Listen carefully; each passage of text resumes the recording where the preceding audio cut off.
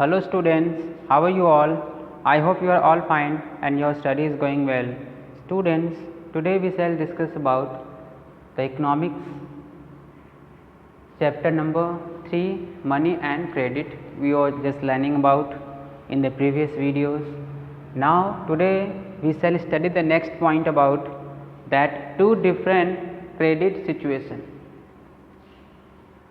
To different credit situation है, जो उधार लेने का जो सिचुएशन यहाँ पे दिया हुआ है, इसके ऊपर हम लोग क्या करेंगे, स्टडी करेंगे स्टूडेंट्स.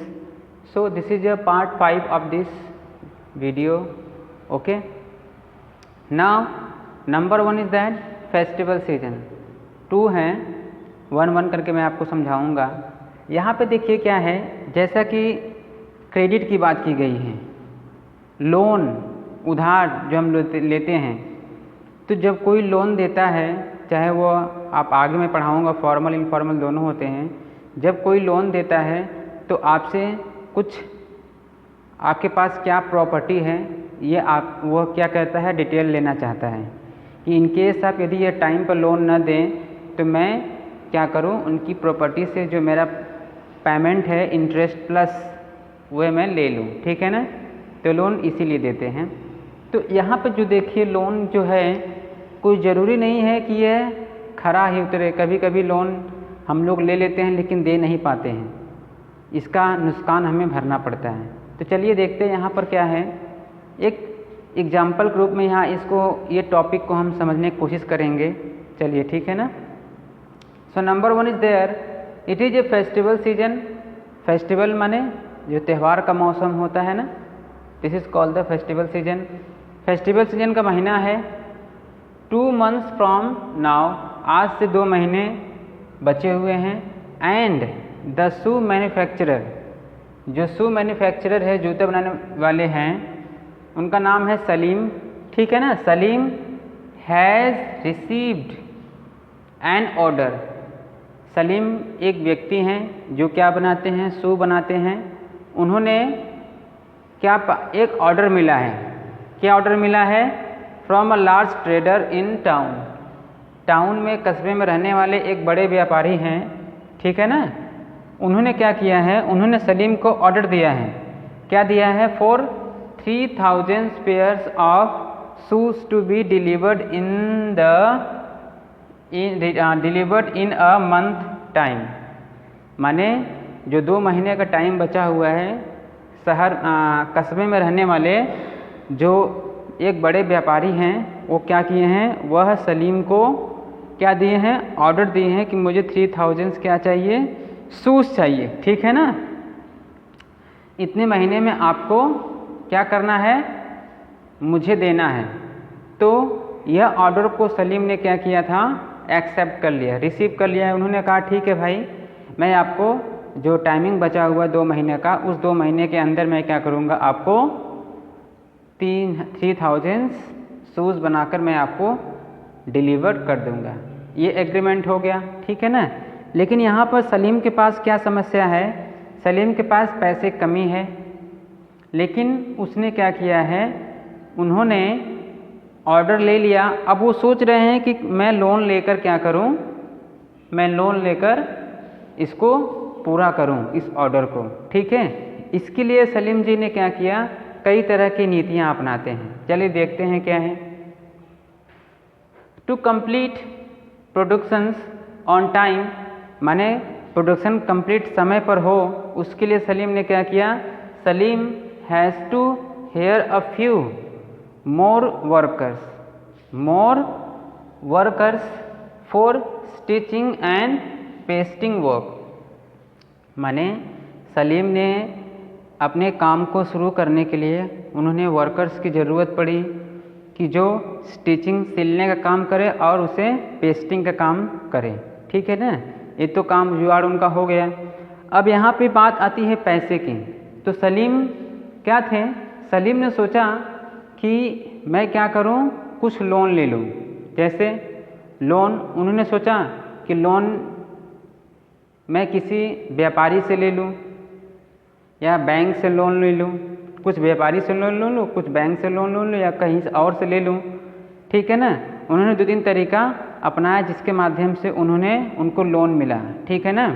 लोन तो उन्हें मिल गया, लोन मिलने के बाद स्टूडेंट क्या हुआ, कुछ परसेंट से उन्होंने लोन लिया। लोन लेने के बाद क्या हुआ, उन्होंने शूज़ बना दिया टाइम पर, ठीक है ना। टाइम पर शूज़ 2 महीने के अंदर ही उन्होंने क्या किया, शूज़ बनाकर रेडी कर दिया, ठीक है ना। उसके बाद जो व्यापारी था उसने क्या किया, 2 महीने के समय होते होते उसने सलीम जी के पास आया। सलीम ने एग्रीमेंट के हिसाब से जितने शूज़ थे रेडी करके रख दिया था और सलीम ने क्या किया, उन्हें दे दिया। और जो वो व्यापारी था उस टाउन का, उसने क्या किया, पैसा दिया, ठीक है ना। पैसा देने के बाद सलीम ने क्या किया, नंबर 1 जो उसने लोन लिया था वह लोन टाइम पर चुका दिया, ठीक है। जो लोन उन्होंने गांव से लिया था, जो गांव के व्यापारी थे उससे लोन लिया था उसे दे दिया। कुछ लोन बैंक से लिया था, बैंक को भी दे दिया, इंटरेस्ट के हिसाब से जितना इंटरेस्ट था उतना बैंक वालों के इंटरेस्ट प्लस लोन उनका जो मेन पैसा उससे दे दिया, प्लस उनका इंटरेस्ट दे दिया, प्लस क्या नाम है आपका, जो गांव के व्यापारी से लिया था इंटरेस्ट के हिसाब से वो इंटरेस्ट प्लस लोन जितना लिया था पैसा वो दे दिया। तो उसने टाइमिंग के हिसाब से अपना सब कुछ मैनेजमेंट कर लिया और उसके पास और भी पैसा बचा, उसने अपने बिजनेस में लगा लिया। तो इस टॉपिक में ये जो फेस्टिवल सीजन, इसमें क्या हुआ, हमने देखा कि एक व्यक्ति ने अपने ऑर्डर को पूरा करने के लिए लोन लिया, लोन समय पर चुका दिया और उससे प्रॉफिट भी हुआ, ठीक है ना। तो आई होप यह पॉइंट आपको अच्छी तरह से क्लियर हो गया होगा फेस्टिवल सीजन में। ये एग्जाम्पल है, मैं आपको समझा रहा हूँ क्योंकि इसका समझाने का मेरा, इस पॉइंट को समझाने के लिए मैंने यह एग्जाम्पल आपको फेस्टिवल सीजन का लिया जो आपके एनसीईआरटी बुक में है। अभी सेकेंड फेस्टिवल मैं आपको बताऊंगा। सो आपको यहाँ पर एक व्यक्ति का एग्जाम्पल मैंने दिया कि एक व्यक्ति ने लोन लिया और लोन लेने के बाद क्या हुआ, उसने सही समय पर उसने सब कुछ पेमेंट कर दिया, उसके ऊपर कोई प्रेशराइज नहीं हुआ बल्कि उसको और इसमें प्रॉफिट हुआ।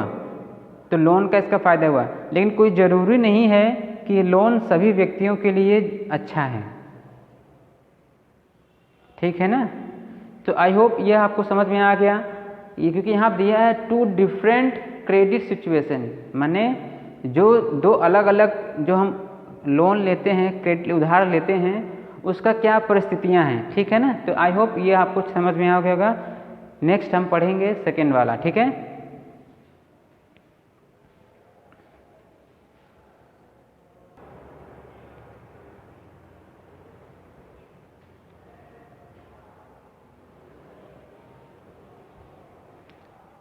यस स्टूडेंट, सो जो नेक्स्ट है हमारा एग्जाम्पल हो क्या है, सपनाज प्रॉब्लम। इनका क्या प्रॉब्लम है, ये लेडी हैं, ठीक है ना। सपना has a small farmers grows groundnut on her 3 acres of land. 3 acres of land माने सपना एक छोटी किसान है, वो क्या करती हैं, अपने ज़मीन पर ग्राउंड नट की क्रॉप्स फसल करती हैं, ठीक है। 3 एकड़ उनके पास ज़मीन है। सी टेक्स अ लोन, उनके पास पैसा नहीं है। उन्होंने सोचा कि मैं लोन लेकर क्या करूं, मैं लोन लेकर फसल उगाऊंगी और उसके बाद जो लोन का पैसा होगा मैं चुका दूंगी, ये उनका होप था, ठीक है ना। Takes a loan from the money lender, money lender से सपना ने क्या किया, लोन लिया और उन्होंने सोचा कि मैं क्या करूंगी, मैं फसल हो जाएगी उसे सेल कर कर मैं उनका क्या करूंगा, पैसा चुकता कर दूंगी और उससे मुझे प्रॉफिट होगा, ठीक है ना। To meet the expenses of cultivation hoping that her harvest would help repay the loan, उनको आशा थी कि जो उनकी कृषि होगी, हार्वेस्ट करेंगे, उससे क्या होगा, उसको सेल करने के बाद मैं जो लोन का पैसा है वो मैं चुका दूंगी, ठीक है ना। बट यहाँ पर देखिए क्या है, यहाँ पर यह समस्या आई कि उस साल जो क्लाइमेट था, जो वेदर था वो सही नहीं था। सही न होने के कारण, रेन न होने के कारण जो उनका हार्वेस्ट था, जो उनकी क्रॉप्स थी ग्राउंड नट की, वो क्या हो गई, बेकार हो गई। बेकार होने के बाद क्या हुआ स्टूडेंट, वह पैसा नहीं दे पाई, लोन न दे पाई टाइम पर। अब जब लोन नहीं दे पाई टाइम पर तो क्या होता है, होता यूँ है कि उसकी जो प्रॉपर्टी होता है, ज़मीन का जो पार्ट होता है जिसने उसने एग्रीमेंट किया है, वह जो लोन व्यक्ति दिया रहता है वह उससे जितना उसकी प्रॉपर्टी होती है, जो व्यक्ति जितना लोन दिया रहता है उसका इंटरेस्ट प्लस उसका जो लोन जितना उसने दिया है, दोनों को ऐड कर कर जो उसकी प्रॉपर्टी, उस प्रॉपर्टी में से उतना वो हिस्सा ले लेगा, सेल कर देगा, उससे वो अपने ले लेगा। बात समझ में आया? तो सपना को भी यही कीमत चुकानी पड़ी, क्योंकि जब समय पर क्रॉप्स नहीं हुआ तो मनी लेंडर ने क्या किया था, उनकी प्रॉपर्टी से जितनी उसने ज़मीन, जितने उसने पैसा दिया था सपना को, वह सेल कर कर उतना वो ज़मीन से ले लिया। ठीक है ना?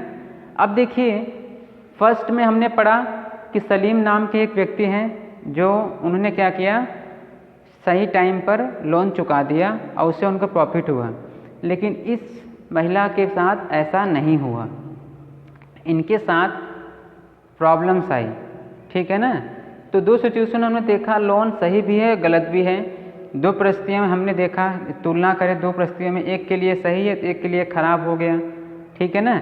लेकिन उसकी कीमत उसे चुकानी पड़ती है। यदि सपना भी का फसल भी अच्छी होती तो क्या करते हैं, वो भी सेल कर कर उसके प्रॉफिट, उनका जो लोन होता दे देती, लेकिन उसके न देने के कारण उनको इसकी कीमत चुकानी पड़ी। So I hope from this video you have cleared about the two different credit situations. Okay students, so I hope you have understand these ones. If you are not understanding, so you watch the video 1 and 2 times, it will clear your all concept about this topic. Okay, and also student, you must read the book of NCERT, it will give you full knowledge about. Okay, so thank you.